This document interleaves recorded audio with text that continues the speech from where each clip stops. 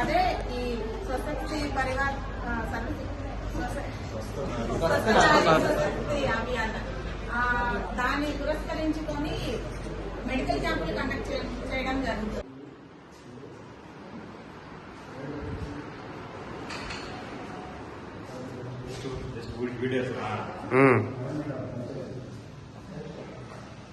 ఈరోజు మన CHC వాయిల్పాడులోన PM ప్రధానమంత్రి మోడీ బర్త్డే సందర్భంగా 17 నుంచి అక్టోబర్ 2వ తేదీ వరకు కార్యక్రమం నిర్వహించడం జరిగింది. ఆ కార్యక్రమంలో భాగంగా స్వస్థ నారీ స్వస్థ పరివార్ అభియాన్ ప్రోగ్రాం కింద మెడికల్ క్యాంప్ కండక్ట్ చేయడం జరుగుతుంది.